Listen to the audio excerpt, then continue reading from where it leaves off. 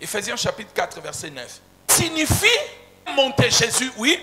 Sinon, il est descendu où? Les régions inférieures. Dieu est allé dans les régions inférieures. En dehors de ce que nous voyons, il y a aussi des régions sous la terre. Il est parti, la Bible dit qu'il est parti prêcher les morts. Attention, j'ai entendu un prédicateur dire, oh, Jésus lui-même faisait la nécromancie. Menteur. C'est pas vrai. Jésus n'a pas fait la nécromancie. Jésus n'a pas fait, parce que, écoutez son argument. Il dit que Jésus est parti prêcher les morts. Lui-même, ça veut dire que il était un nécromancien. Et il ajoute encore, il dit, avant sa mort, il a fait apparaître des morts. Il a fait apparaître Moïse et Élie. Donc lui-même était un nécromancien. J'ai dit, mais non, attention, la nécromancie, ce n'est pas ça. La nécromancie, c'est évoquer les morts pour interroger le futur aux morts. Mais la venue de Moïse et Élie. Et d'ailleurs, il y a même certains qui disent que la réincarnation, il se base sur Élie. En disant que Élie est revenu. Attention, la réincarnation ne peut être possible que si quelqu'un est mort. C'est ça qu'on appelle la réincarnation. La personne est décédée et est revenue maintenant sous une autre forme pour travailler. Or, Élie n'était pas mort. Donc, il ne peut pas avoir la réincarnation. Donc, on s'appuie sur des choses qui ne sont pas véridiques. Il y a même d'autres qui disent, oh non, écoutez, tous les prophètes sont morts. Mais pourquoi on dit les dieux d'Abraham, les dieux d'Isaac, ils sont morts? On invoque des morts. Mais attention, c'est pour vous qui sont morts. Jésus a dit, pour Dieu et tous ils sont vivants. C'est écrit dans la Bible. Bon, passons. Amen. Nous avons, par rapport au monde spirituel, nous avons deux camps. Nous avons le camp de Dieu, monde spirituel, qui est caractérisé par le jour et la lumière. Nous avons le monde spirituel de Satan, qui est caractérisé par les ténèbres et la nuit. Dans le monde spirituel de Satan, nous avons deux mondes. Le premier monde, c'est le monde astral, le monde des astres, le monde au ciel, si vous voulez, et nous avons un monde d'en bas. Maintenant, dans le monde astral, voici ce qui se passe. Ils utilisent ce qu'on appelle projection astrale ou la sortie du corps volontaire.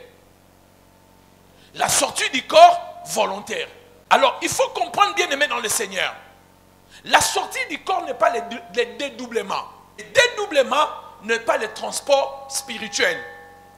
Les deux choses-là, les chrétiens ne peuvent pas le faire. Un chrétien ne peut pas sortir volontairement de son corps, sinon il est devenu sorcier. Un prédicateur disait, je ne sais pas si c'est un prédicateur, il a dit, comment les petits sorciers peuvent sortir de leur corps et vous m'interdisez, moi un grand pasteur comme ça, que je ne sorte pas de mon corps. Il ne faut pas justifier l'injustifiable. Les dédoublements aussi n'est pas la sortie du corps.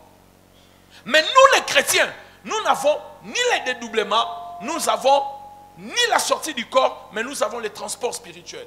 Les transports spirituels. Nous les chrétiens, on peut quitter un endroit à un autre endroit avec notre corps.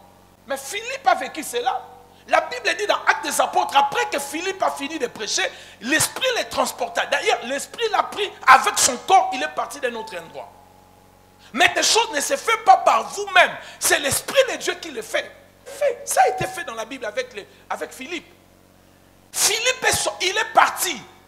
Ça, on appelle ça les transports spirituels. Parce que la sortie du corps, ça veut dire que tu laisses ton corps, mais tu pars avec un corps astral. Tu prends un autre corps pour aller dans le monde astral, comme vous entendez le mot astral, astre. Faire la projection astrale. Mais nous, dans le christianisme, nous pouvons vivre l'expérience des transports spirituels où Dieu peut enlever. On a entendu cela. De grands prophètes comme des Babalola. Ils ont quitté Nigeria et ils sont allés aux Antilles avec leur corps pour aller prêcher.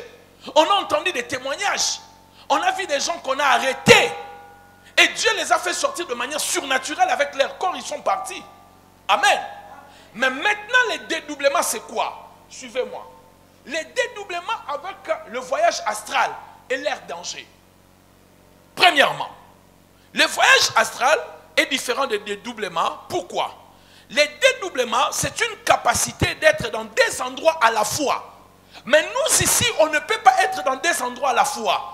Nous, Dieu peut nous prendre comme il a pris Philippe. Ici, je finis de prêcher, il m'amène quelque part s'il le veut avec mon corps. Mais je ne laisse pas un autre corps ici. Les dédoublements, ce sont des procédés magiques, sorcellériques, où une personne peut prendre, être ici et être ailleurs.